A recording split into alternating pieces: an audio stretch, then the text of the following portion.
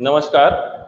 अनुभूति ट्रस्ट की इस मुहिम जिसमें हम लोग हमेशा आपको स्वस्थ बनाए रखने का प्रयास करते रहते हैं, उसी की श्रृंखला में एक ये प्रयास है मुद्दा स्वास्थ्य का।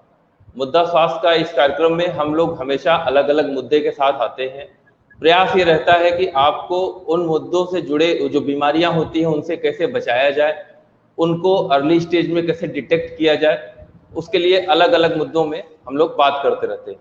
आज का जो हमारा टॉपिक है, आज का जो हमारा विषय है, ओरल हाइजीन, हमारे मुंह का स्वास्थ्य, मुख का स्वास्थ्य, मुंह की सफाई, मुंह कैसे स्वस्थ रहे उसके बारे में। इसके लिए हमारे साथ जुड़े हुए हैं चर्चा के लिए लखनऊ से डॉक्टर गौरव सिंह जी, जो ओरोमैक्सिलोफेशियल सर्जन है, ऑन्को सर्जन है, और पुणे से जुड़े हुए हैं वैद्य सूर्या जी, जो एक आयुर्वेदाचार्य हैं। तो शुरू करते हैं चर्चा। डॉक्टर गौरव सिंह जी, चूंकि आप ओरोमैक्सिलोफेशियल ऑन्को सर्जन हैं, तो आपसे मैं शुरुआत करना चाहूँगा सर कि इस समय जो है ओरल कैंसर और ओरल जो है वो आपके जितने अल्सर होते हैं और जो कैंसर होते हैं, उनसे जुड़ी जो भ्रांतियां हैं उस पर थोड़ा सा आप प्रकाश डालें सर। जी, पहले तो मैं इस ट्रस्ट और आप लोगों को बहुत बहुत धन्यवाद देता हूं कि आपने एक ऐसा प्लेटफॉर्म, एक ऐसा मंच बनाया जिस पे हम सब लोग अलग अलग फील्ड से जुड़ के साथ में आए और अपनी जो भी चीज़ें हैं, आयुर्वेद की जो चीज़ें हैं, हमारे मॉडर्न साइंस की, वो एक साथ मिलें और जो इनके बीच की दूरियां हैं उस गैप को, उसको ब्रिज करके हम एक साथ समाज की भलाई के लिए आपने जो काम शुरू किया उसके लिए आपको बहुत बहुत धन्यवाद, बहुत बहुत आपके लिए वो है। अब जैसा आपने पूछा कि ओरल कैंसर, जो मुंह का कैंसर है, ये हमारे उत्तर भारत में बहुत ज़्यादा देखने में पाया जाता है, बिकॉज यहाँ पे पान, तम्बाकू, गुटखा, खैनी, बीड़ी, इस तरीके के तंबाकू के सारे उत्पादों का यहाँ सेवन करने में बहुत ज़्यादा लोगों के देखा जाता है। अब इसके साथ भ्रांतियां बहुत तरीके की जोड़ी हैं, जैसे आपने पूछा। जैसे बहुत से लोग इसी बात को नहीं मानते हैं, वो कहते हैं कि जो लोग तंबाकू नहीं खाते हैं उनको भी कैंसर हो जाता है। तो इस बात पे मैं आपको ये बिल्कुल क्लियर कर देना चाहता हूँ कि जो लोग तंबाकू नहीं खाते, मैं मानता हूँ उनको भी मुंह का कैंसर हो सकता है, लेकिन जो परसेंटेज है, ऐसे लोगों की जो परसेंटेज है वो बहुत बहुत कम है। 5 से 7% ही ऐसे लोग होंगे जिनमें मुंह में गुटखा ना खाएं, तम्बाकू ना खाएं, कोई भी उनको इस तरीके की आदत ना हो और उनको कैंसर हो जाए। उसके 2-3 वजह होती हैं। कुछ वायरस हैं, जैसे एप्स्टीन बार वायरस है, उसके इन्फेक्शन से हो सकता है। फॉल्टी डेंचर एक बड़ा रीज़न है कि हम दांत लगवा लेते हैं लेकिन वो दांत कभी फिट नहीं आता, कभी गाल काटता है, कभी जीभ काटता है और ऐसे ही चलता रहता है। तो सालों तक जब कोई भी चीज़ हमारे मुंह में कोई भी इरिटेशन करेगी, चाहे हम गुटखा खाएं, चाहे तंबाकू खाएं, चाहे हम सुरती खाएं या सुपारी खाएं, तो उनसे जो केमिकल मिलते हैं वो केमिकल हमारे मुंह की खाल को गलाने का या उसको नुकसान पहुंचाने का काम करें, या कोई शार्प टूथ अपना या आर्टिफिशियल डेंचर लगाए, उस तरीके की कोई भी चीज़ है, जब वो एक लंबे समय तक वहाँ पे ट्रॉमा देती है और वहाँ पे उसको जख्म बनाती है, बार बार वो सही होता है, तो वो ओवर ए पीरियड टाइम उसमें डीएनए में चेंजेस होके और वहाँ पे ऐसी ग्रोथ शुरू हो जाती है कि जो फिर बंद नहीं होती है और जिसे हम कैंसर या कैंसर का छाला बोलते सर, ये मॉडर्न साइंस के चश्मे से अगर देखा जाए तो क्या मुंह की सफाई और कैंसर में कोई संबंध है? हैं। बिल्कुल, मुंह की सफाई और कैंसर में बहुत संबंध है।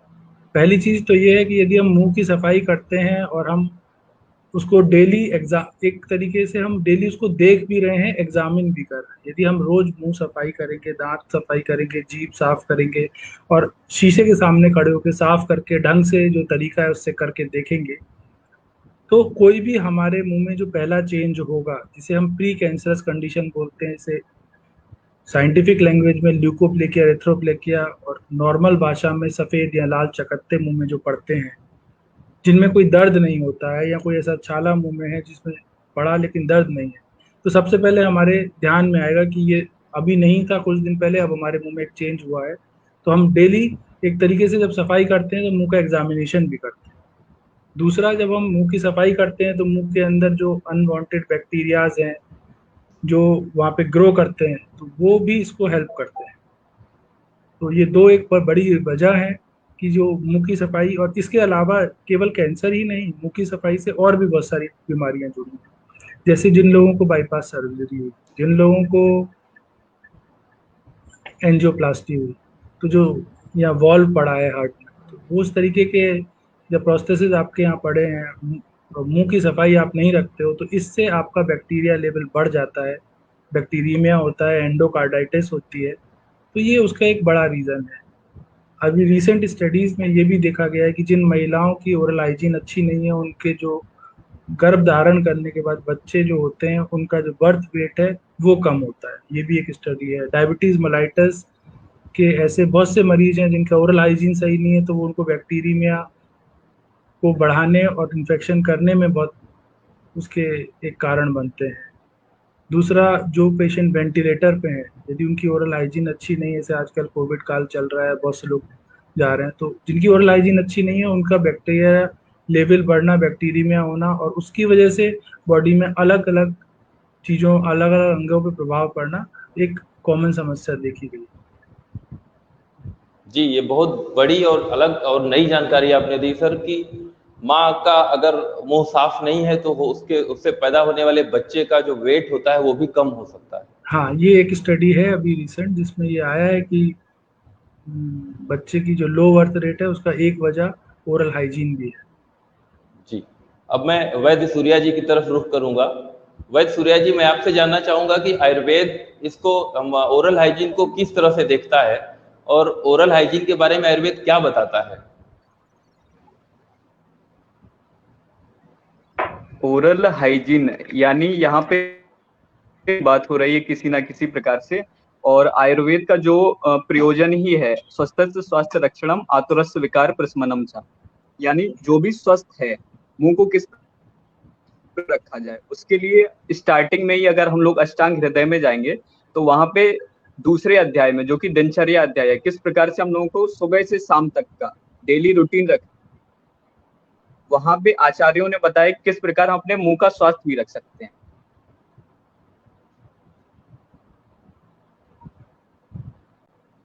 उसके आचार्यों ने दंत धावन के प्रोटोकॉल बताए हैं, स्टेप बाय स्टेप उन्होंने प्रोसेस बताई है कि इस प्रकार से हम लोगों को दांतों की सफाई करनी चाहिए। उसमें हम लोग क्या क्या यूज कर सकते हैं और किस प्रकार अपने मुंह का हाइजीन अच्छा कर सकते हैं। तो सबसे पहले आचार्य बताते हैं कि जो भी हम लोगों को अपने दांत साफ करने हैं वो कषाय, तिक्त और कटु रसात्मक, यानी जैसे कि हम लोगों का नीम हो गया, खदेर हो गया, वट हो गया, इनकी जो भी लकड़ियां हैं उनसे हम लोग अपने दांत साफ कर सकते हैं। उन्होंने आचार्यों ने पूरा ये भी बताया कि वो कितनी लंबी रहनी चाहिए और उनका जो आगे का भाग है, गौरव सिंह, डॉक्टर गौरव जी जानते होंगे कि आजकल ये बोला जाता है कि जो भी ब्रश के जो भी आगे के ब्रिसल्स सॉफ्ट होने चाहिए बिल्कुल, तो वहां पे भी आचार्यों ने भी बताया है कि जो भी अग्रभाग रहना चाहिए वो बहुत ही,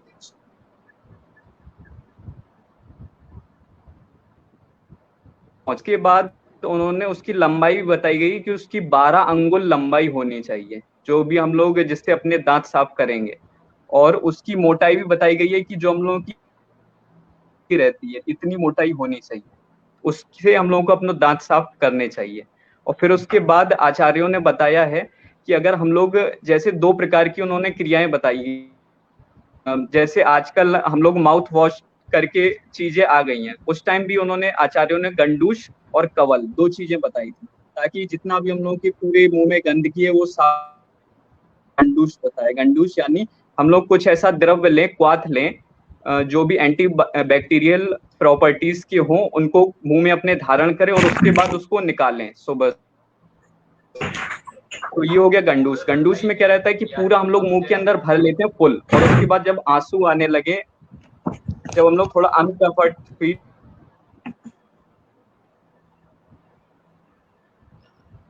वो भी हम लोग द्रव्य रखें, कोई भी तेल भी हम लोग रख सकते हैं, सरसों का तेल भी लग सकते हैं, या उसके पर्सन टू पर्सन प्रकृति हम लोग अलग अलग द्रव्य उपयोग में ला सकते हैं। तो ये 2 चीजें भी हम लोग उसमें इंक्लूड करके अपनी माउथ की हेल्थ अच्छी बना सकते हैं।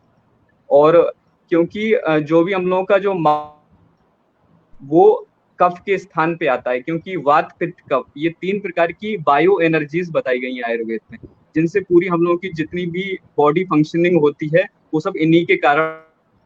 तो जो कफ रहता है उसका स्थान ही बताया गया है कि जो भी हम लोग शोल्डर के ऊपर वाली चीज, तो जो मुख रोग भी होते हैं हम लोग के, मुंह से रिलेटेड प्रॉब्लम्स भी होती हैं, वो भी कफ से रिलेटेड रहती हैं।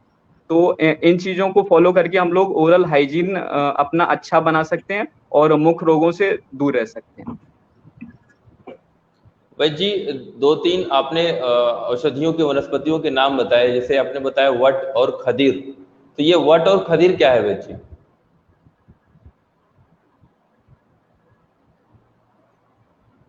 वट और खदिर प्लांट हैं।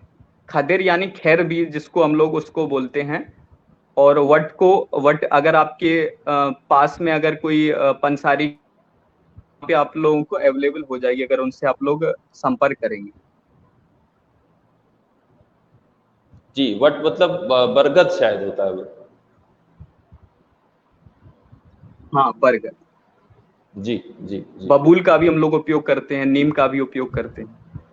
जी, तो वैद्य जी एक चीज और मैं जानना चाहूंगा, आज जैसे टंग क्लीनर का यूज होता है, तो क्या आपके आयुर्वेद में टंग क्लीनर के बारे में या टंग क्लीन करने के बारे में भी कुछ उपदेश दिए हुए हैं क्या, या फिर उनके बारे में क्या बताया गया है? हाँ हाँ, जीव टंग क्लीनिंग के बारे में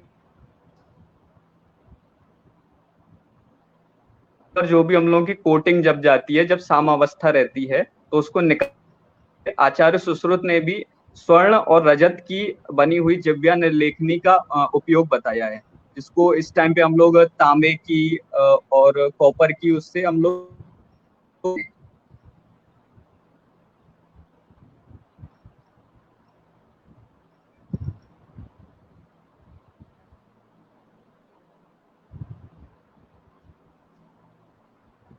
जी, डॉक्टर गौरव सिंह जी, मैं आपसे जानना चाहूंगा सर कि आपके यहाँ जो ब्रश करने के जो उपाय होते हैं, तरीके होते हैं, क्या उनमें कुछ अलग बताया गया है कि किस तरीके से ब्रश करना चाहिए? कुछ लोग होते हैं ऐसे ऐसे करते हैं, कुछ लोग होते हैं ऐसे ऐसे करते हैं, कुछ लोग ऐसे होते हैं ऐसे लग रहा है कि उनको गाड़ी पकड़नी है, जल्दी जल्दी जल्दी जल्दी करते हैं, कुछ को घाव भी हो जाता है। तो क्या इसके लिए भी कुछ एक प्रोटोकॉल है सर? हाँ, इसके लिए पूरी प्रोटोकॉल है। उससे पहले मैं जो अभी सूरज जी ने बताया उसके बारे में 1 मिनट बताना चाहूँगा।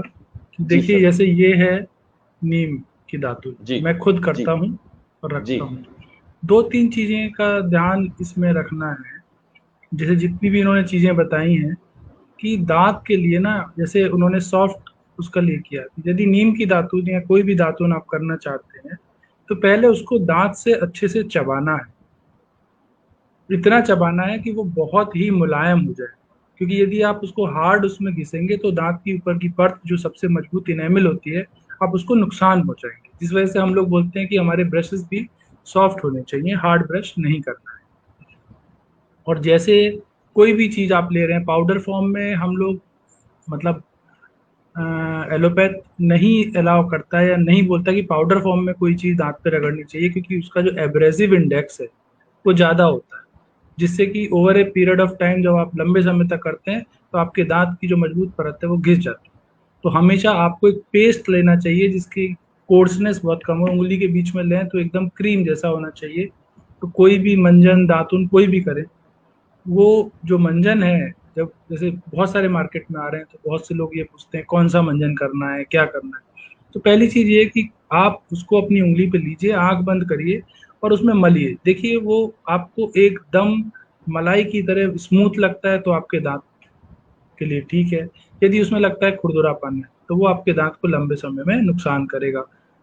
इसके विपरीत वो आपको 2 दिन में आपके दांत एकदम साफ करके दिखा देगा। तो मैं आपको एग्जाम्पल बताता हूँ, जैसे घर में कोई भगोने में दूध जल जाए, और जब नीचे लग जाता है तो यदि आप उसको एक जूना ले लें जो कि स्टील का हो और उससे रगड़ दें या बालू से रगड़ दें, एकदम से चमक जाएगा।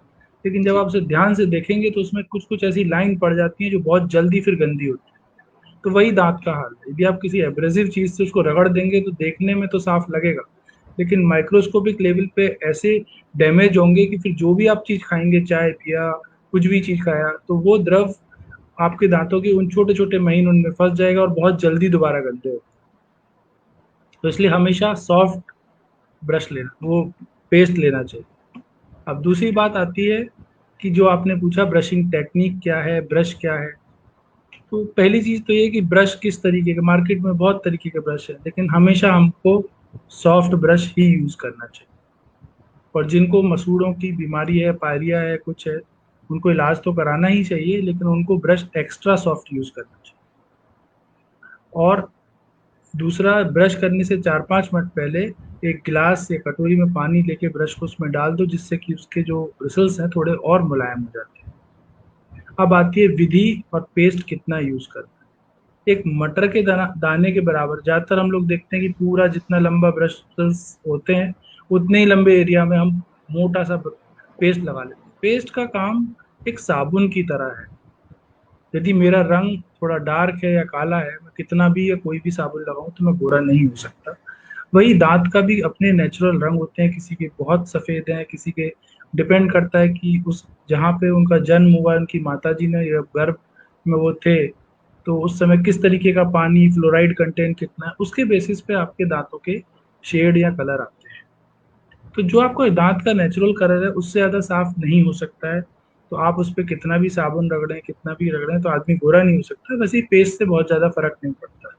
और जो पेस्ट मेडिकेटेड इस तरीके से आते हैं, जो ब्लीच टाइप के होते हैं और दांत को ब्लीच करके साफ करते हैं, तो वो लंबे समय में आपके दांत की जो नेचुरल परतें हैं उनको कहीं ना कहीं नुकसान पहुंचाते हैं। तो इसलिए हमें जो पेस्ट की क्वांटिटी लेनी है वो एक मटर के दाने के बराबर लेनी है, और हल्के हाथों से घुमा घुमा के ब्रश करना है ऐसे। और ये हुआ आगे के दांतों के लिए, दांत को। और दूसरा एक चीज है कि ब्रश करने का टाइम भी हमारे उसमें मेंशन है, 6 से 8 मिनट नॉर्मल यदि आप ब्रश करेंगे तो आपको लगेगा। और आपको हमेशा आईने के सामने खड़े होकर ब्रश करना चाहिए, बात करते इधर देखते नहीं, और ध्यान आपका सारा वही होना चाहिए। आप अपने दांतों को एक के ऊपर एक लगा के इस तरीके से आगे के दांत, और फिर गोल गोल घुमा के आगे के दांतों पे ये ब्रश करें। फिर ये क्वाड्रेंट वाइज ब्रशिंग की एक टेक्निक है कि हर क्वाड्रेंट को अलग अलग तरीके से। फिर दूसरी साइड में आप जाएंगे तो ब्रश को अपने मसूड़ों के साथ 45 डिग्री के एंगल पे लगा के ऐसे ऊपर से नीचे की तरफ हल्के हल्के ऐसे हिला के नीचे की तरफ, और नीचे से ऊपर की तरफ, इस तरीके से करना है। और उसके स्ट्रोक्स बताए गए कि 8 से 10 स्ट्रोक हर दांत पे लगने चाहिए। तो माना जाता है कि एक बार जब आप करते हैं तो 2 से ढाई दांत आपका ब्रश कवर करता है। तो हर दांत को कवर करते हुए हल्का सा ऐसे हिलाएं 45 डिग्री पे, और फिर उसको रोटेट करें, जिससे कि जो भी गंदगी है वो मसूड़ों से होते हुए और दांतों के बीच से ब्रश इस तरीके से मूव करे बार बार नीचे की तरफ, कि जैसे ये ब्रश है और मैं इसको कर रहा हूँ तो बार बार ऊपर से नीचे और नीचे से ऊपर की तरफ, और थोड़ा सा इसको वाइब्रेशन मोड में रखना, जिससे कि उसके ब्रशेस दांतों के बीच में चले जाए। तो जब इस तरीके से हम पूरे बाहर से साफ कर लेंगे तो मुंह खोल के अंदर की तरफ से, बाहर से, ऊपर से, सब तरफ से यही मूवमेंट देके करना है। एक मूवमेंट बचता है फिर ऑक्लूजल सरफेस जिसे हम बोलते हैं, जिसपे हम दांत जहाँ चबाते हैं खाना, तो मुंह खोल के वहां पे गोल गोल घुमा के धीरे धीरे ब्रश करना चाहिए। तो जब हम इस प्रक्रिया से अपना ब्रश करेंगे तो कुल मिला के 6 से 8 मिनट हमें एक बार ढंग से ब्रश करने में लगेगी। ये हुआ ब्रश करने का टाइम और विधि। और 2 बार हमें ब्रश करना चाहिए, सुबह और शाम। सुबह के ब्रश के लिए बहुत से लोग बोलते हैं कि उठते ही करना चाहिए, बहुत से बोलते हैं कि थोड़ा बाद में करना चाहिए। लेकिन एक क्लिनिकल एक्सपीरियंस और न्यूअर स्टडीज जो आ रही हैं उनका कहना ये है कि जब भी आप बहुत लंबे समय तक कुछ नहीं खाने वाले हैं, उस समय आपका मुंह साफ होना चाहिए। होता क्या है, रात को खाना खाया या दूध पिया या कुछ भी लिया और आप सो गए, तो वो जो खाना आपके दांतों में फंसा, तो मुंह में जो अपने बैक्टीरियाज हैं उनको इतना टाइम मिलता है कि वो उस खाने को सड़ा देते हैं 6 से 8 घंटे में। एसिड बनती है, वो एसिड आपके दांतों की इनेमल को गलाती है और वहां से डेंटल कैरीज शुरू होती है। इसलिए रात को सोने से पहले हमेशा ब्रश करना चाहिए और उसके बाद कुछ खाना नहीं चाहिए। सुबह को नाश्ते के बाद आपको ब्रश करना चाहिए। सुबह उठ के आप हल्का कुल्ला और नॉर्मल हाथ से साफ करके रह सकते हैं, लेकिन जब आप नाश्ता करके घर से निकलें तब आपको ब्रश करना मैंडेटरी है, क्योंकि फिर आप दोपहर को खाना खाएंगे, 2-3 घंटे 4 घंटे का टाइम होगा जब आप कुछ नहीं खाएंगे। आपने सुबह ब्रश किया, फिर नाश्ता किया, तो वो खाना फंस जाता है। तो आइडियल टाइम नाश्ते के बाद सुबह और रात को सोने से पहले, ये 2 टाइम आपको ब्रश जरूर करना चाहिए। जी सर, आपने बहुत अलग जानकारी बताई कि जिस तरह से हर व्यक्ति के त्वचा का रंग अलग होता है, उसी तरह से हर व्यक्ति के दांतों का भी रंग कुछ ज्यादा सफेद होता है, किसी का कम सफेद होता है। ज्यादातर लोग यही जानते थे कि हर व्यक्ति का दांत का रंग सफेद ही होता है, जिसके पीले हो गए हैं इसका मतलब उसके दांत गंदे हैं। वो लोग या तो जाते हैं कहीं साफ करवाने के लिए, या तो फिर कहीं, कुछ लोग तो मैंने देखा है कि वो राख या बालू से भी घिस के साफ करने का प्रयास करते हैं कि मेरे दांत साफ हो, सफेद नहीं है, पीले हैं। नहीं, जैसे डेंटिन, एक हमारे दांत में ना 3 परतें होती हैं। एक परत सबसे ऊपर जो है वो इनेमल है, उसके नीचे डेंटिन है और उसके नीचे पल्प है। तो पल्प तो वाइटल टिश्यू है जिसके अंदर नसें होती हैं। डेंटिन इन दोनों के बीच का टिश्यू है, और जो इनेमल सबसे ऊपर की परत है वो नॉन वाइटल। तो इनेमल ट्रांसपेरेंट जैसी होती है, और इनेमल का कलर वही दिखेगा जो डेंटिन का होगा। यदि किसी की इनेमल बहुत पतली है तो डेंटिन नॉर्मली येलो कलर की होती है, तो उसके दांत कुछ पीले ही दिखेंगे। किसी में इनेमल की परत मोटी होगी तो उसके दांत थोड़े ज़्यादा सफ़ेद दिखेंगे। किसी के दांतों में यदि फ्लोराइड कंटेंट ज़्यादा है तो बीच में सफ़ेद सफ़ेद धारियाँ दिखती हैं कि एक सफ़ेद स्पॉट है या धारी है। तो वो जब दांत बन रहा होता है उस समय आपको फ्लोराइड उस समय ज़्यादा मिल गया और वो फ्लोराइड वहाँ आ गया, तो वो उसके स्पॉट्स होते हैं, उनको आप हटा नहीं सकते। कई बार आपको गलत सलाहें ये मिलती हैं कि हम इसको घिस देंगे, घिस के इसके ऊपर दांत का एक खोल चढ़ा देंगे, कैप जिसे बोलते हैं, कैप लगा देंगे। जी। कैप आप किसी भी कलर की बनवा सकते हो। तो बहुत से यंग बच्चों को मैंने देखा है कि जब उनकी मैरिज की एज आती है, तो स्पेशली लड़कियां, तो वो आती हैं डेंटल क्लिनिक्स में कि मेरे आगे के ये 6 दांत हैं, इनको आप, मेरी 6 महीने में शादी होने वाली है, सफ़ेद कर दीजिए, आड़े तिरछे इनको सीधे कर दीजिए। तो वो इतनी जल्दी नहीं होता है। और सफ़ेद करने का तो जो तरीके हैं, यदि आपको कोई एक्सटर्नल एजेंट की वजह से, जैसे मान लो गंदगी जम के आपके दांत पीले पड़े, तो वो साफ हो सकते हैं। लेकिन यदि आपके जन्मजात दांत का रंग पीला है तो उसको करने का जो तरीका लोग यूज़ करते हैं या करवा लेते हैं कि वो 6 दांतों का ब्रिज बना के लगवा लेंगे, तो वो उस समय टेम्परेली बड़ा अच्छा लगता है, लेकिन लंबे समय में आपके शरीर का जो अपना अंग है जो ईश्वर ने दिया है वही सबसे अच्छा है। आप उसको एक लेयर को घिसवा के उसमें आरसीटी करा के जब कैप लगा लेते हैं तो उसकी एक लाइफ होती है 5 से 15 साल। और यदि किसी एज में 20-21 साल या 25 साल में आपने कराया तो 40 साल तक डेफिनेटली वो ब्रिज आपका चला जाएगा। फिर आपके दांत भी गिरेंगे, फिर इम्प्लांट लगेगा। तो जो नॉर्मल दांत आपका ढंग से केयर करने पे 45, 50, 60, 70 साल तक भी चल सकता था, वो आपको 40 साल में चला जाएगा। तो जो जो सर ये लगाया जाता है कैप, क्या वो फॉरेन बॉडी रिएक्शन नहीं होता? फॉरेन बॉडी कुछ लोगों में होता है जिनके अंदर ऑटो इम्यून डिसीज होने की संभावना होती है या जिनको ज़्यादा एलर्जिक कंपोनेंट होता है। अदरवाइज ये मेडिकली टेस्टेड कम अलॉय से बनाया जाता है जो कि कंपेटेबल होता है। लेकिन ये कैप तभी, जैसे मान लीजिए किसी के दांत में कीड़ा लग गया और इतना नुकसान हो गया, वो गल गया कि अब उसमें रूट कैनाल करना पड़ेगा और उसके बाद दांत कमजोर हो गया, तो कैप लगाना मैंडेटरी है। वो तो ठीक है, एक्सीडेंट हो गया, दांत टूट गए, तब कैप लगा के आप बचा रहे हैं। लेकिन केवल एस्थेटिक और दिखावे के लिए आप यदि कैप लगाते हैं तो आप अपने लाइफ, मतलब दांत की जो लाइफ है उसको सिग्निफिकेंटली रिड्यूस कर लेते हैं। जिस दिन आपने कैप लगाया उससे आप मान लीजिए कि बहुत अच्छा हुआ है तो 15 साल उसकी लाइफ है।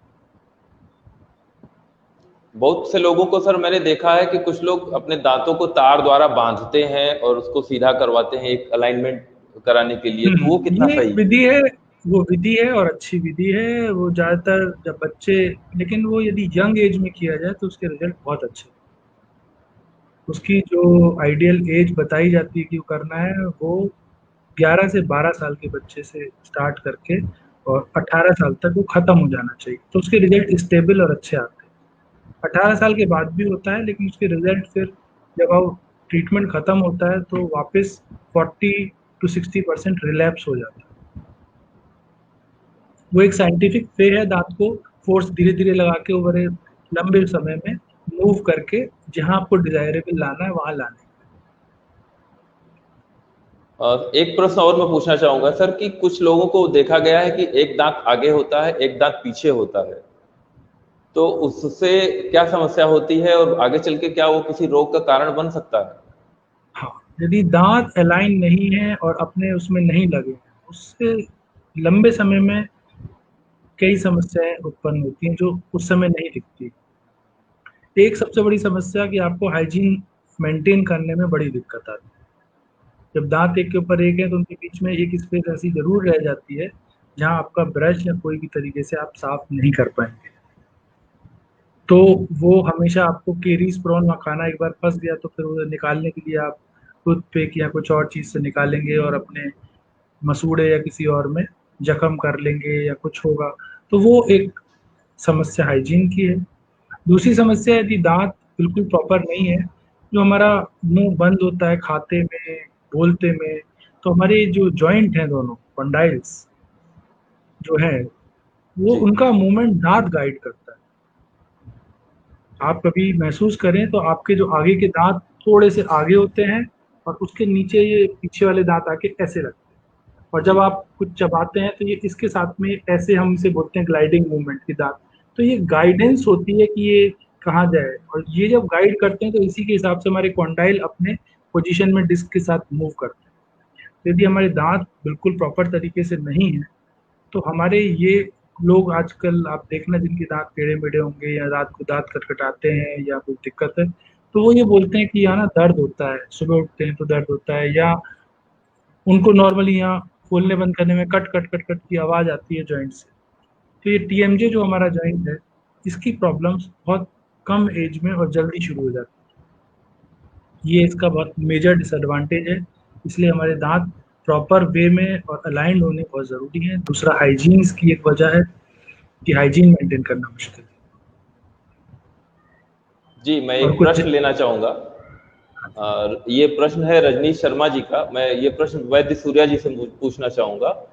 कुछ मरीज को मुखपाक ज्यादातर रहता है, जल्दी जल्दी होता रहता है और बार बार होता है। उस उनके लिए ऐसा कुछ बताएं कि उनको मुखपाक इतनी जल्दी न हो और उनसे उससे उनको छुटकारा मिले। मुखपाक मतलब शायद ये पूछना चाह रहे हैं कि उनको अल्सर बार बार होते रहते हैं। यहाँ पर रजनीश जी ने बहुत ही अच्छा क्वेश्चन पूछा है कि कुछ मरीजों को मुखपाक जल्दी जल्दी होता है, लेकिन यहाँ पे हम लोगों को देखना पड़ेगा कि जो भी मरीज है उसकी क्या अवस्था है और क्या कंडीशन है। मुखपाक केवल एक ही कारणों से नहीं हो सकता है कि जैसे सर ने भी बताया कि अगर वो कहीं पे आपका एक्स्ट्रा दांत निकला हुआ है, वो वहां पे कट रहा है, तो उसकी वजह से भी मुखपाक हो सकता है। कोई डिफिशियंसी है तो उसकी वजह से भी, कोई डाइजेस्टिव रिलेटेड प्रॉब्लम है, कोई उसको प्रॉब्लम है, उसकी वजह से भी हो सकता है। तो ये पर्सन टू पर्सन हम लोग पहले डायग्नोस करेंगे कि किस प्रकार का मुखपाक है, उसके अकॉर्डिंग ही कुछ हम।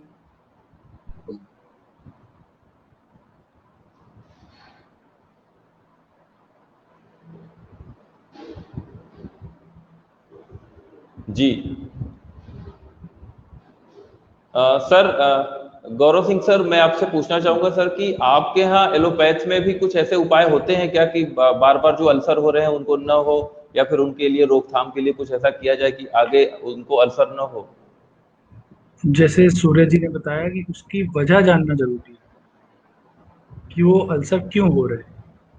देखिए, कैंसर और नॉर्मल अल्सर में एक बहुत सामान्य सा ये है कि कैंसर का अल्सर शुरू में दर्द नहीं करता है, बाद में करता है। नॉर्मल अल्सर में डे 1 से दर्द होता है।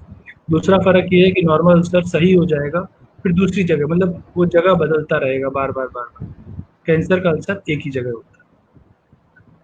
और अल्सर होने की वजह स्ट्रेस भी होती है। यदि आप ढंग से सो नहीं रहे हैं, यदि आप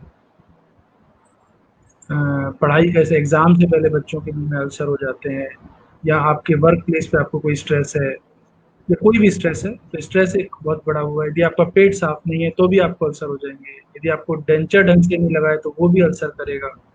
तो बहुत सारे, विटामिन B12 की कमी है तो भी आपको अल्सर हो जाएंगे। तो उसकी वजह देखनी पड़ेगी कि क्या वजह है, और उसको सही करने से वो अल्सर सही हो जाएगी। जी, एक प्रश्न और है आप दोनों चिकित्सक लोगों के लिए, डॉक्टर अंशुमान कुमार जी का। अगर मैं यूं कहूं कि मुख शरीर की खिड़की है, शरीर में उत्पन्न होने वाली कई बीमारियों को मुख के परीक्षण से ही पहचाना जा सकता है, तो एलोपैथ और आयुर्वेद में इसके क्या विचार हैं? पहले मैं वैद्य सूर्या जी से पूछना चाहूंगा। मुख शरीर की खिड़की है और मुख के परीक्षण से ही कई सारे रोगों को पहचाना जा सकता है, जाना जा सकता है। जैसे वैद्य लोग जीभ निकालो, जीभ देखते हैं, और जो है मुंह खोलो, आ बोलो, तो उसमें टॉर्च जला के देखते हैं।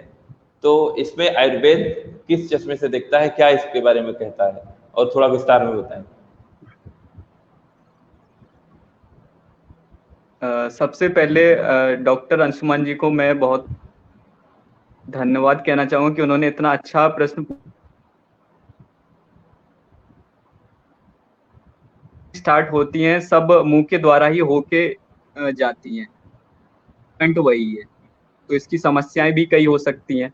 तो यहाँ पे जो आयुर्वेद विचार करता है, सबसे पहले तो ये कफ का स्थान होता है, जो भी कफ दोष रहता है, तो ये कफ, तो यहाँ पर अगर हम लोगों का आहार विहार ठीक नहीं है, उससे हम लोगों को कई समस्याएं हो सकती हैं। तो उसमें जब भी हम लोग योग रत्नाकर अगर आचार्य देखेंगे तो उन्होंने मूत्र जिह्वा, जीभ यानी जीभ में क्या क्या परीक्षण करते हैं वो बताए हैं।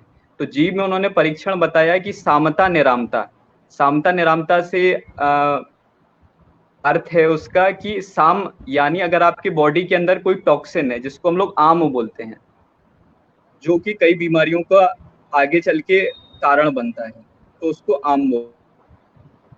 और निराम यानी आपकी बॉडी इस टाइम पे बिल्कुल सही है, आपको कोई भी टॉक्सिन आपके अंदर बोलते हैं। जब भी पहले आपके नाड़ी देखेंगे, उसके बाद जीव देखेंगे, और डॉक्टर्स भी जीव देखते हैं। फिर उसके बाद आता है पांडु यानी एनीमिया, एनीमिया में भी हम लोग जीव देखते हैं। तो इन कुछ प्रकार से हम लोग परीक्षण करते हैं मुख का, और विभिन्न प्रकार के मुख रोगों का भी वर्णन किया गया है। ओष्ठ रोग, दंत रोग, तालु रोग, इन विभिन्न प्रकार का मुख रोगों का भी वर्णन किया गया है, जिनका वैद्य अलग अलग स्तर पे परीक्षण करते रहते हैं। इसीलिए अंशुमन जी ने बिल्कुल ठीक कहा है कि मुख की मतलब जो भी हेल्थ है, इंटरनल हेल्थ है, उसका एक्सटर्नल रिफ्लेक्शन होता है। जी भाई जी, आपने बहुत अच्छे से बताया। मैं डॉक्टर गौरव सिंह जी से पूछना चाहूंगा यही प्रश्न सर आपसे।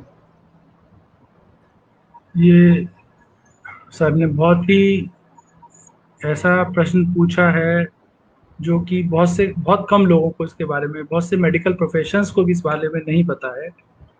ये हमारे डेंटल फील्ड में बोला जाता है कि मुंह जो है वो आपके आईना है, उसे देख के आप बता सकते हैं। हम लोग इस बात पे हमारे ग्रेजुएशन लेवल या पोस्ट ग्रेजुएशन पे बहुत चर्चाएं होती थी कि जैसे टाइफाइड है और बहुत सारे और डिसीज़ हैं, सिफिलिस है, और आपके पल्मोनरी डिसीजेस हैं, बहुत सारे विटामिन डेफिशिएंसी डिसीजेस हैं, चिकन पॉक्स, स्मॉल पॉक्स, इन सब की जो प्राइमरी लीजन्स आती हैं वो मुंह में आती हैं।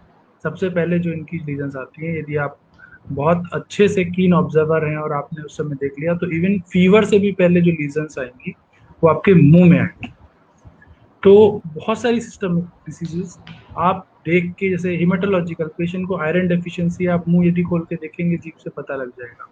यदि उसका बिलिरुबिन बढ़ा हुआ है, आईज से पता लगता है, मुंह से भी पता लग जाता है। और सिफिलिस है, पल्मोनरी डिसीजेस है, बहुत सारी, और ये small pox, chicken pox, typhoid, सब में सबसे पहले जो लीजन्स आएंगे उनके अलग अलग टाइप और वैरायटी होते हैं, वो मुंह में ही आते हैं। तो यदि हम उसको ध्यान से उसका परीक्षण करें और वो करें, तो हम उसको एक स्टेज पहले से रोक सकते हैं।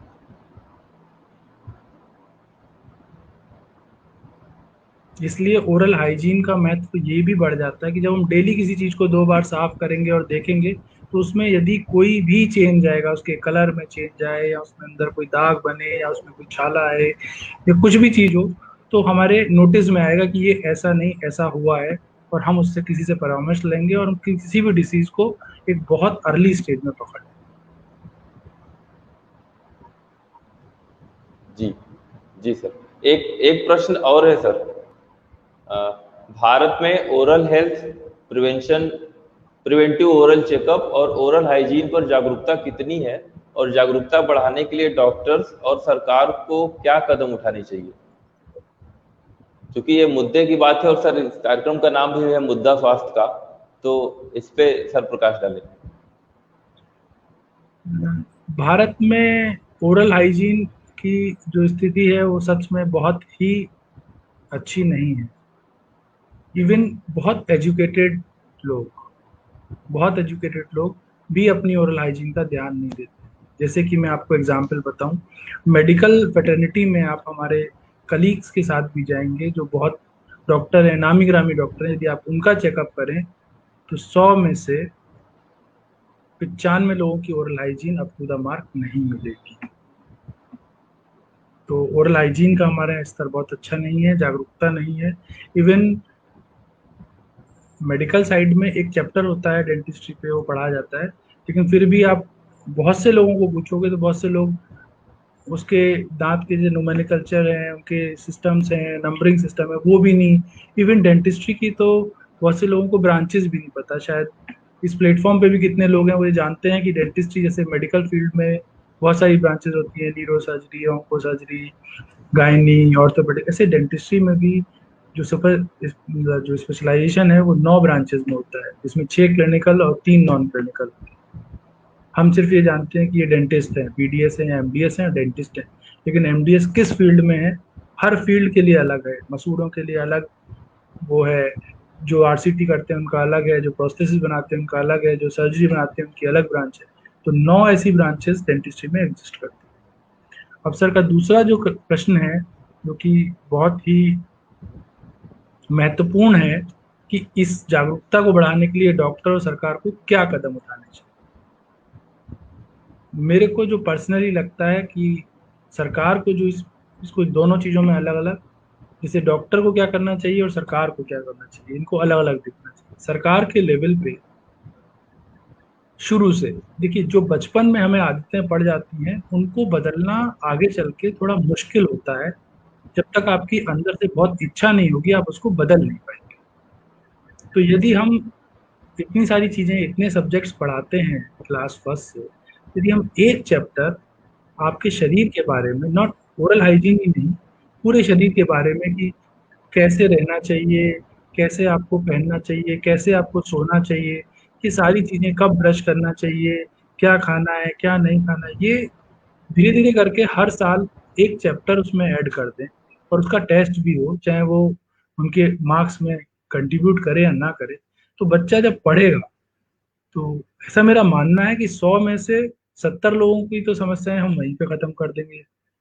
क्योंकि जब आप शुरू से पढ़ते हो, क्योंकि हमारे में जागरूकता नहीं है, मुझे पता नहीं है कि ब्रश कैसे करना है, मुझे पता नहीं है ब्रश कब करना है, मुझे पता नहीं है कि मुझे हर 6 महीने में जाके अपना ओरल चेकअप कराना चाहिए, जनरल चेकअप। तो मैं कराऊंगा तभी ना जब मुझे पता होगा।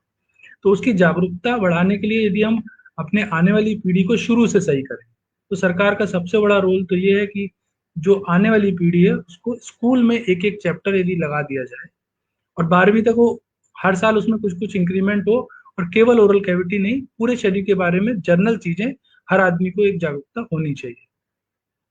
इतना भी हर आदमी को पता होना चाहिए कि मुझे किस बीमारी या किस तरीके की लक्षणों के लिए किस डॉक्टर के पास जाना है। जैसे कि ओरल कैंसर में मैं आपको बताऊं कि जब आदमी को छाला होता है तो वो डेंटिस्ट से लेके ईएनटी और जनरल सर्जन के पास तब तक घूमता रहता है, और ऑन्को सर्जन के पास या ऑन्कोलॉजिस्ट के पास तब पहुंचता है जब बीमारी स्टेज 3 या 4 में पहुंच जाती है। अब डॉक्टर के लेवल पे हमें क्या करना चाहिए, दूसरा प्रश्न। डॉक्टर के लेवल पे हमें हर डॉक्टर को, चाहे हम आयुर्वेद से हैं, चाहे हम मेडिकल साइड से हैं, डेंटल साइड से हैं, एक जनरल काउंसलिंग हर पेशेंट की करनी चाहिए, 2 मिनट 5 मिनट लगा के उसको जीवन की जो बेसिक चीजें हैं। जैसे सर के अंडर मेरी ट्रेनिंग हुई है, मैं सर का ही स्टूडेंट हूँ, मैंने सर को देखा है और उनसे सीखा है।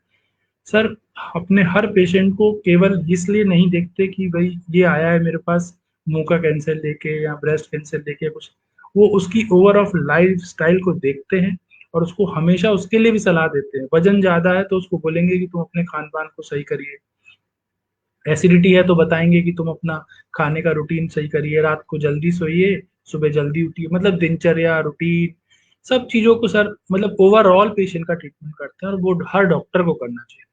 कि पेशेंट की ओवरऑल ट्रीटमेंट करना चाहिए, ना कि बस एक चिड़िया की आंख की तरह बुखार लेके आया, आपने टाइफॉइड डायग्नोस किया और कर दिया, और आपको पता है कि उसका ब्लड प्रेशर भी ज्यादा है, या आपको पता है कि उसकी ओरल हाइजीन सही नहीं है, या आपको दिख रहा है कि उसका वेट ज्यादा है, या उसका पोस्चर बैठने का सही नहीं है।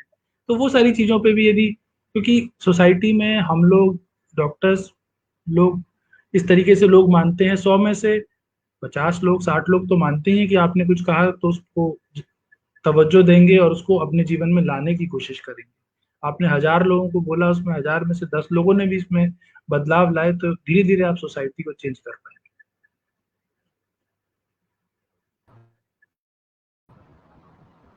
जी सर, जैसे आपने बताया कि आपके डेंटल में 9 अलग अलग विभागों में स्पेशलाइजेशन होते हैं, और यहाँ पे जो डेंटिस्ट लोग बैठते हैं अपनी क्लिनिक में, वो सिर्फ हम ये जानते हैं कि वो डेंटिस्ट हैं, दांत के डॉक्टर हैं।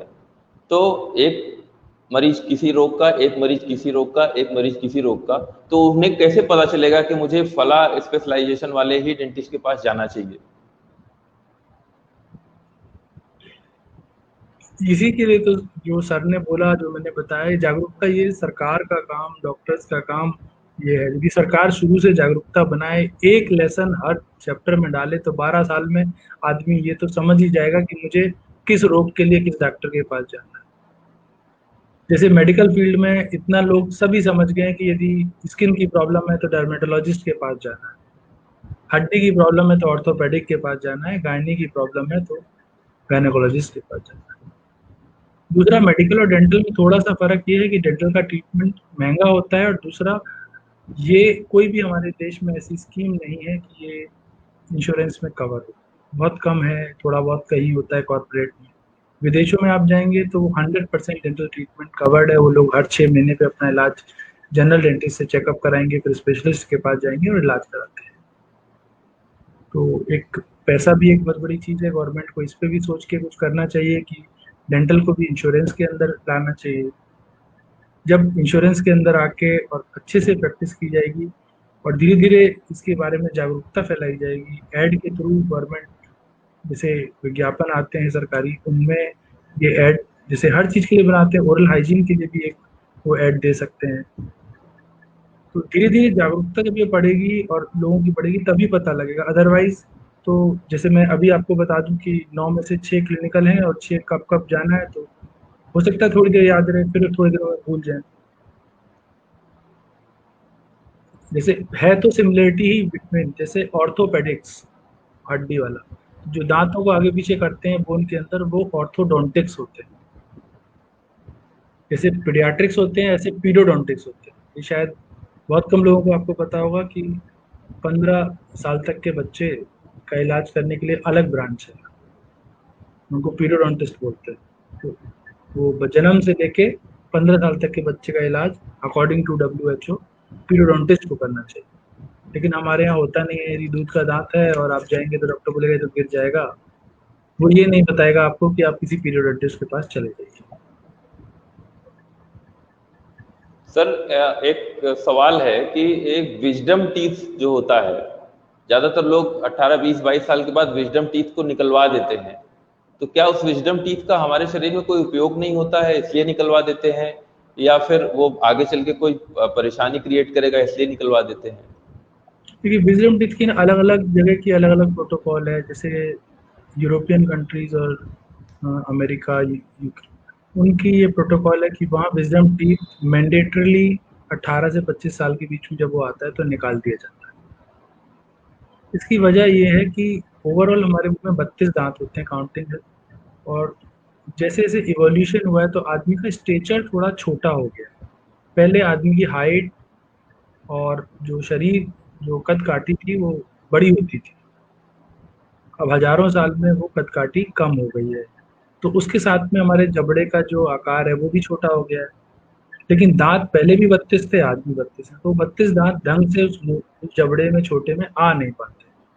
तो जो आखिरी दांत सबसे बाद में निकलता है उसे विजडम टूथ इसलिए बोलते हैं कि 18 से 25 साल के बीच में आता है, और माना जाता है आदमी को अकल की, दुनियादारी की 18 से 25 के बीच में आता है, तो एक नाम उसका विजडम टूथ पड़ गया। तो वो जब उसको जगह नहीं मिलती है तो जहाँ उसको पाथ ऑफ लीस्ट रेजिस्टेंस मिलता है वो उधर निकल जाता है, कभी गाल की तरफ, कभी आधा निकलेगा, आधा अंदर रहेगा, तो खाना वहाँ फंसेगा। तो हमेशा पेन का एक वजह रहता है, कभी दांत काटता रहता है। बहुत से मरीजों में ये देखा गया है कि वो कभी उन्होंने तंबाकू गुटखे का सेवन नहीं किया, लेकिन एक विजडम टूथ था जो हमेशा गाल काटता था। 45 साल तक आते आते वहाँ ऐसा घाव हुआ, वो कैंसर बन गया। कई बार देखा गया कि विजडम टूथ निकला ही नहीं, उसको कोई जगह नहीं मिली, वो हड्डी में पड़ा था, पर उसके ऊपर एक सिस्ट बन गई, जिसे हम डेंटिजरस सिस्ट बोलते हैं। कई बार अमीलोब्लास्टोमा, जो बोन का ट्यूमर होता है, एडिमेंटोनोमा भी बोला जाता है। तो ये सब बीमारियां उससे एसोसिएटेड रहती हैं। तो over a period of time ये देखा गया है कि यदि इस दांत को निकाल दिया जाए, निकालने का कोई नुकसान नहीं है, तो आदमी बहुत सारी चीज़ों से बच सकता है। बाकी टेढ़े मेढ़े दांत होने की संभावना भी कम हो जाती है। जब विजडम निकलता है, जगह नहीं मिलती, तो बाकी दांतों को आगे की तरफ पुश करता है, जिससे कि जो सबसे आगे के दांत हैं वो टेढ़े मेढ़े हो जाते हैं। जी जी सर। जैसे वैद्य मैं सूर्या जी के एग्जाम्पल लिए बता एक सकता प्रश्न हूँ, है। मेरे चारों विजडम टूथ तभी निकल गए थे जब मैं ग्रेजुएशन कर रहा था। उनमें कोई ज़्यादा दिक्कत नहीं थी, हल्के से निकले, पर ये जब पढ़ा समझा तो हमने तभी निकलवा लिए। मैक्सिमम डेंटिस्ट के आप देखेंगे तो विजडम टूथ उनके पढ़ते हुए या उनके पोस्ट ग्रेजुएशन निकल जाते हैं। जी जी सर। वैद्य सूर्या के लिए एक प्रश्न है, दातून और टूथब्रश और केमिकल वेस्ट पेस्ट में क्या जीवन शैली के लिए क्या उपयुक्त है, और आज की भागती दौड़ती जिंदगी में लोग इनसे कैसे और किस तरह से अमल करें? ये प्रश्न डॉक्टर अंशुमान कुमार जी ने पूछा है वैद्य सूर्या जी के लिए। जी सर का बहुत ही अच्छा सवाल है कि आजकल हम लोग क्या है, मेट्रोपॉलिटन सिटीज में फ्लैट्स में रहते हैं, तो वहाँ पे जो भी आचार्यों ने बताया है कि दातु और सुबह सुबह ताजी लकड़ी तोड़ के लाइए, तो वो पॉसिबल नहीं हो पाता है कई लोगों के लिए, ये प्रैक्टिकल नहीं हो पाता है। तो उसका एक तरीके से सर ने सॉल्यूशन पूछा है कि इसका क्या सॉल्यूशन है और किस प्रकार को अपने डेली रूटीन में, जो कि दिनचर्या में इंक्लूड कर सकते हैं। या तो आप ऐसा कर सकते हैं कि अगर आप संडे को फ्री हैं तो आप जाइए, तो पूरे हफ्ते भर के लिए जितनी मूल या नीम की जो भी आचार्य ने बताया है, कनिष्क उंगली के बराबर इतनी मोटी, और को पूरा अपना के स्टोर कर सकते हैं, पूरे हफ्ते भर का स्टोर करके रखिए अपने पास। एक तो ये चीज हो सकती है। और दूसरा यहाँ पे टूथ ब्रश वाली, जैसे कि सर ने बिल्कुल बताइए कि किस प्रकार से हम लोग को टूथ ब्रश करना चाहिए, मूवमेंट रहनी चाहिए, वो हम लोग पूरा फॉलो कर सकते हैं। और उसके बाद आता है कि सर मैं एक और चीज प्रपोज करना चाहूंगा कि जैसे कि एक यूएसए में टूथ ब्रश का एक चल रहा है, तो उसमें क्या हम ऐसा नहीं कर सकते हैं कि टूथ ब्रश ही हम नीम या बबूल की लकड़ियों का बनाएं, उनकी ब्रेसल को उतना पतला बनाएं उन्हीं का, कुछ ऐसा हम लोग टेक्नोलॉजी का एडवांस टूथ ब्रश ही वैसा बना दें। टूथब्रश यदि हम लकड़ी का बनाएंगे तो उसकी लाइफ नहीं होगी। मतलब जो मुझे लगता है प्राइमा फेसे आपका सवाल से, कि यदि हम कोई टूथब्रश में आगे ब्रशेस, नायलॉन के ब्रशेस होते हैं, उसकी जगह यदि हम लकड़ी का ब्रश लगाएंगे तो एक ही बार यूज कर पाएंगे। ये एक उसका वो है। आजकल एक इलेक्ट्रॉनिक ब्रशेस का भी बहुत चलन चला है, वो उनमें सेल होता है और वो वाइब्रेट करते हैं, घूमते हैं। मेनली ये ब्रशेस मेंटली चैलेंज्ड लोगों के लिए आए थे, कि जो लोग मेंटली चैलेंज्ड हैं, ब्रश नहीं कर सकते, तो उनके लिए किसी दूसरे को ब्रश करना है तो वो अपने आप वाइब्रेट करता है, बस उसको वहाँ ले जाके घुमा दीजिए। लेकिन आजकल मैंने बहुत देखा है, फैशन में आ गया है कि लोग इसको बताते हैं कि आजकल हम इलेक्ट्रॉनिक ब्रश से कर रहे हैं। तो मेरा बताना ये है कि वो ब्रश बहुत अच्छा नहीं होता है, क्योंकि जो किसी और पर्पस उन लोगों के लिए बनाया गया कि जिनके हैंड का कोऑर्डिनेशन इतना नहीं है कि वो ब्रश को ढंग से होल्ड करके सही से चला सके। तो आजकल तो ये बहुतायत में देखा जाता है कि हर व्यक्ति जो है वो फैशन में वो बैटरी लगा हुआ, वो वाइब्रेटर लगा हुआ टूथब्रश लेता है और वो फैशन करता में है। हम बहुत कुछ कर रहे हैं, जैसे कि कोमोड है टॉयलेट, जी वो भी जी तो हमने फैशन में ही अपनाया है। लेकिन आपको यदि याद हो तो पहले जो इंडियन टॉयलेट्स हैं, तो जी scientifically Indian toilet is better than this western toilet. जी लेकिन फैशन के दौर में आज आप देखेंगे, मतलब 20 साल 15 साल पहले जब मैंने देखा तो हर घर में एक इंडियन टॉयलेट होता था, और वेस्टर्न टॉयलेट इसलिए रखा जाता था किसी को कि नी में कोई प्रॉब्लम हो जाए या किसी का पैर टूट जाए, कुछ हो जाए, या बूढ़े लोग हैं जो बैठ नहीं पाते उनके लिए। और आज हर घर में आप इंडियन टॉयलेट नहीं मिलेगा। फैशन के दौर में हम सब वेस्टर्न पे चले गए, जो कि एक कॉन्स्टिपेशन का बहुत बड़ा कारण भी आप मान सकते हैं। बहुत सारे कारणों में से एक ये भी है। एक प्रश्न और आया है, शब्द आकाश जी ने पूछा है, ये वैद्य सूर्या जी के लिए है शायद। नीम की दातून सही है या आज के मेडिकेटेड टूथपेस्ट?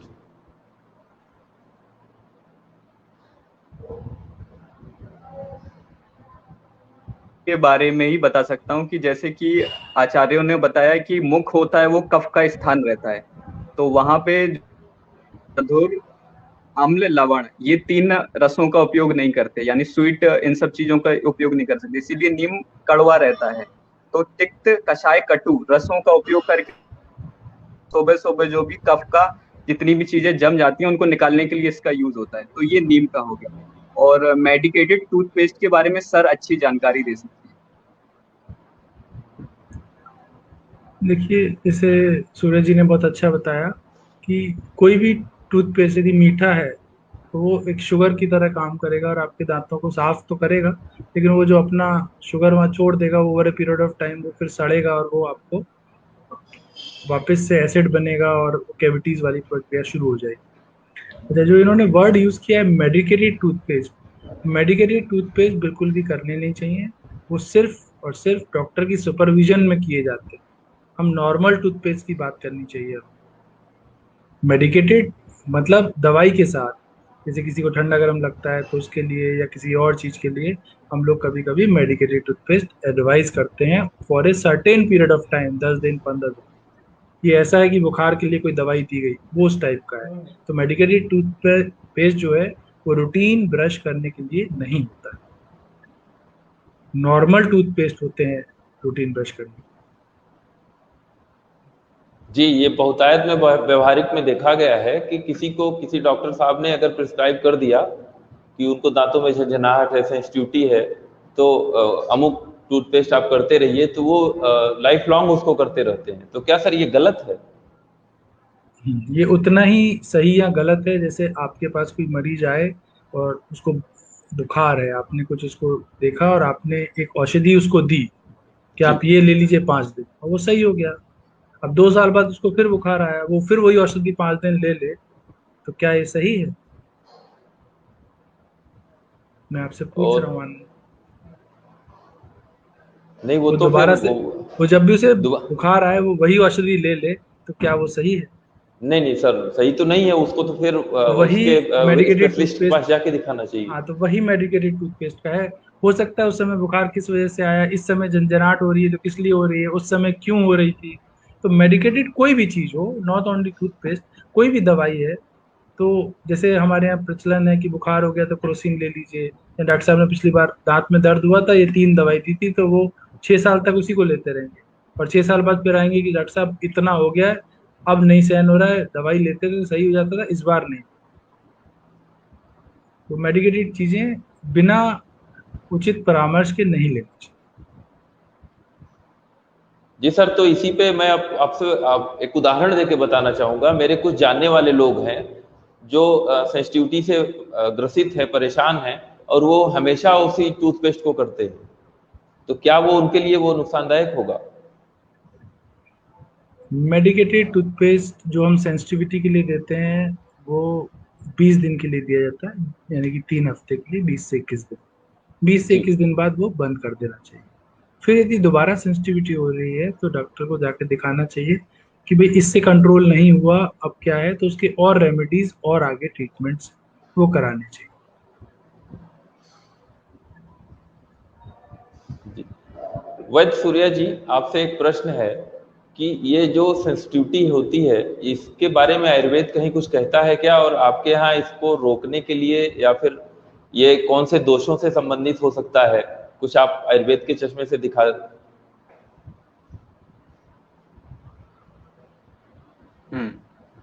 तो जितनी भी सेंसिटिविटी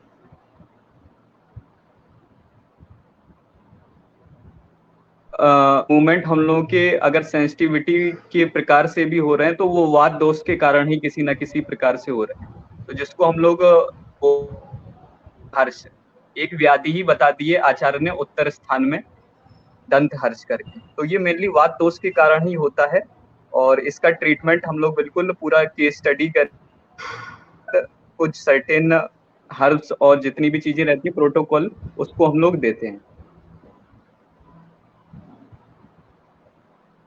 और मैं चीज सर से पूछना चाहूंगा और सजेशन भी लेना चाहूंगा कि क्या आयुर्वेद और एलोपैथी डेंटिस्ट्री की फील्ड में मिलकर कोई मतलब नया रेवोल्यूशन, क्योंकि अभी तक शायद इतना वर्क नहीं हो रहा है। बिल्कुल, मैं एक चीज़ मुझे अभी भी याद है कि जब मैं अपनी पोस्ट ग्रेजुएशन कर रहा था तो एक हमारा जॉइंट वेंचर हुआ था। गुजरात की साइड से कहीं से वो लोग आए थे, उन्होंने डेमोन्स्ट्रेशन किया था दांत निकालने का, और उन्होंने वो आयुर्वेद के लोग थे और उन्होंने बताया था कि जो ग्रेड 1 ग्रेड 2 मोबाइल दांत है, बहुत फर्म दांत नहीं निकलता उसका, क्योंकि तो वो बिना लोकल एनेस्थीसिया के उन्होंने वो दांत निकाले थे। तो जब उन्होंने पहली बार बोला तो हमें अचंभा हुआ कि भाई ऐसा तो हो नहीं सकता है। तो उन्होंने बोला नहीं डॉक्टर साहब, हम इसको आपको डेमोन्स्ट्रेशन देंगे। तो उनकी पूरी टीम आई के जीएमसी में, तो वो लोग अपने एक आसन पे नीचे मरीज को बिठा के, और जो हमारी रीढ़ की हड्डी वर्टिब्रल कॉलम उसमें घुटने से वो किसी एक पॉइंट था जो जिसको वो बोलते थे कि यहाँ से हमने इसकी वायु को बंद कर दिया, अब इसको दर्द नहीं होगा, और एक झटके में दांत ग्रेड 1 ग्रेड 2 मोबाइल रहता था तो उसको निकाल दिया। ग्रेड 3 ग्रेड 4 मोबाइल भी निकल गए। जो बिल्कुल फार्म दांत होता था वो तो उन्होंने नहीं निकाला, लेकिन वो बहुत जल्दी से निकल गया। उसके बाद एक हल्दी और कुछ चीज़ों का उनका घोल था, उसको वो देते थे, ब्लीडिंग भी रुक जाती थी, कोई पैक नहीं, और अगले दिन जो हीलिंग होती थी वो बहुत अच्छी होती थी, जिससे कि हम लोग करते हैं उससे ज़्यादा अच्छी उसकी हीलिंग थी। तो जो लोग डायबिटिक हैं, जिन लोगों को लोकल एनेस्थीसिया से एलर्जी है या कोई हाइपर सेंसिटिविटी है, प्लस एक फोबिया भी होता है कि मुंह में इंजेक्शन लगाना है, तो यदि हम उसको बिना उसके कर सकें तो वो बहुत अच्छी चीज़ है। हम अपनी टेक्निक्स जो हैं भाई ब्लॉग या वो हैं वो आपके साथ शेयर करें, और आप अपनी उस पद्धति और उस चीज़ को आगे बढ़ाएं और उसको सबको दें, तो एक जनरल बीडीएस करा हुआ बच्चा भी उस चीज़ को लाभ ले सके। कि कोई मेडिकली कॉम्प्रोमाइज पेशेंट है जिसको आप लोकल एनेस्थीसिया नहीं देना चाहते हैं, जिसको आप बाकी चीज़ें नहीं करना चाहते हैं और उसका दांत निकालना चाहते हैं, तो आपके पास वो विधि होनी चाहिए। जी जी सर। सर एक सुझाव मैं कहूँगा और सर की महानता कहूँगा कि उन्होंने गुजारिश कही है। डॉक्टर अंशुमान कुमार जी ने लिखा है कि अनुभूति ट्रस्ट से मेरी गुजारिश है कि ओरल हेल्थ अवेयरनेस के लिए सीरीज चलाएं एलोपैथ और आयुर्वेद के सामंजस्य के साथ, ताकि एक जन जागरूकता हो और हर लोग इस विषय को गंभीरता से लें।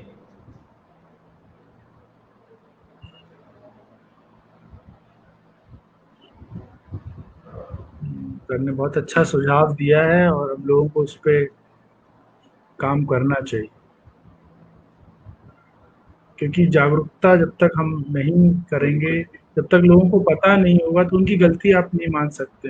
यदि मुझे पता नहीं है कि ये चीज़ गलत है या सही है या क्या सही है, तो मैं क्या करूँ? तो जी हमारे यहाँ जागरूकता की ही कमी है। जी सर, और इस प्लेटफॉर्म पे और ये मुद्दा स्वास्थ्य का हम लोग जन जागृति के लिए ही चलाए हुए हैं, और इस पे हम लोग किसी भी रोग की कोई चिकित्सा नहीं बताते, कोई नुस्खा नहीं बताते, कोई दवा नहीं बताते।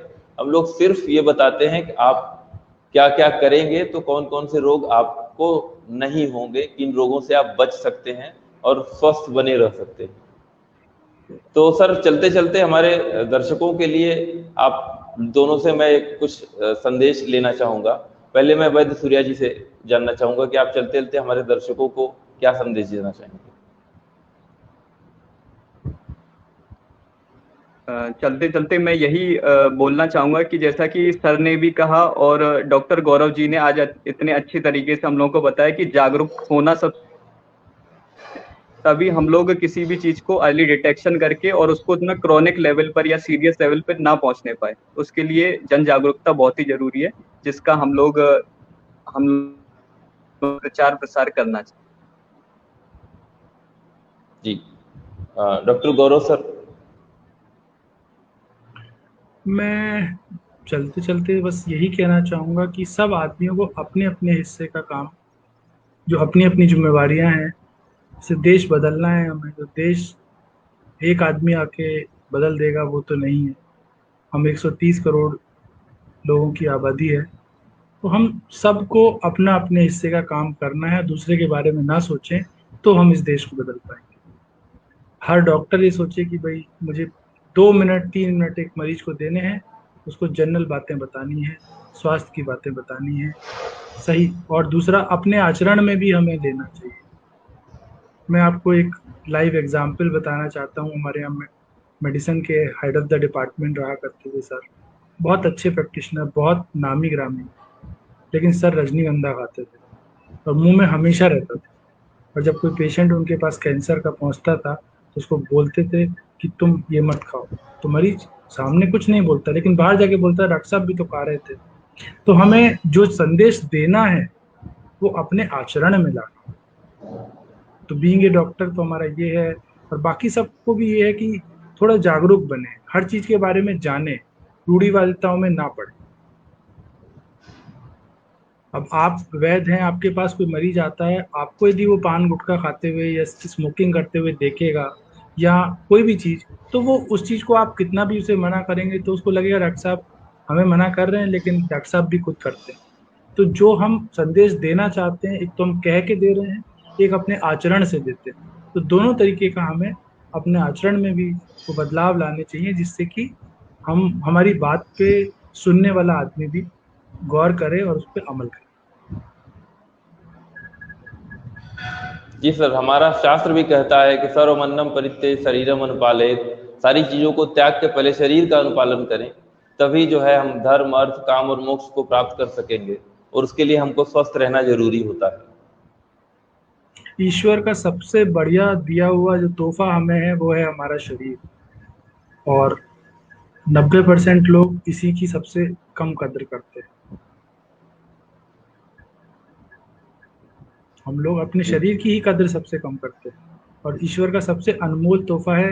यदि इसमें कुछ खराबी हो जाए, कुछ हो जाए, तो वो वापस वैसा नहीं हो पाता। हम लोग उसमें, चाहे एलोपैथ हो, चाहे होम्योपैथ हो, चाहे आयुर्वेद हो या यूनानी, कोई भी पद्धति है, वो उसको करने की कोशिश करती है, पर ये आप और हम सभी लोग जानते हैं कि जो ईश्वर ने बनाया है वैसा हम लोग नहीं कर पाते। तो prevention is better than cure, हमेशा के लिए, हर चीज के लिए। जी सर, आप दोनों लोगों ने समय निकाला अनुभूति ट्रस्ट की इस मुहिम के लिए, आप दोनों लोगों ने समय निकाला मुद्दा स्वास्थ्य का के लिए। इसके लिए मैं अनुभूति ट्रस्ट की तरफ से आपको बहुत बहुत धन्यवाद देता हूं, आभार व्यक्त करता बहुत हूं, बहुत धन्यवाद और आपको उम्मीद भी, करता बहुत हूं साधुवाद आप। उम्मीद करता हूं कि आगे भी आप इससे जुड़े रहेंगे, और जब भी हम लोग आपको बुलाएंगे, जब भी हम लोगों को आपके मार्गदर्शन की जरूरत पड़ेगी, आप इसी तरह से अपना मार्गदर्शन करते रहेंगे। वैद्य सूर्या जी, आपका बहुत बहुत धन्यवाद। आपने आयुर्वेद से जुड़ी सारी बातें, मुख रोग, मुख का स्वास्थ्य, और हमारी जीभ, हमारा दांत, जो भी आयुर्वेद कहता है, चाहे आपने गंडूश बताया, कवल बताया, दातून के बारे में बताया, जिह्वा निर्लेखन बताया, वो सारी बातें हमारे दर्शकों के लिए बहुत महत्वपूर्ण रही। मैं आपका बहुत बहुत आभारी रहूंगा सर, आपने समय निकाला उसके लिए मैं बहुत बहुत आभारी हूँ सर। नमस्कार। बाय।